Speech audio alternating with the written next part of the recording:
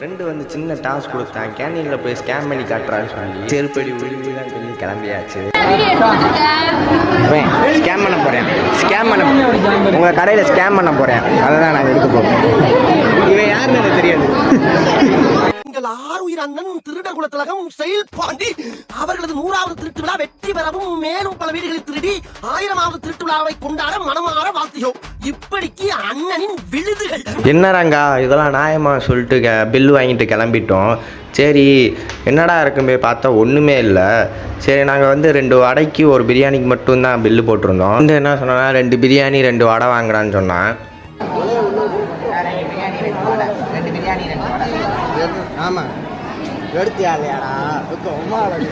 தக்க டோக்கனை வாங்கிட்டு என்ன இருக்குன்னே பார்க்காம 2 பிரியாணி 2 வடை எடுத்து கொடுத்துட்டாங்க.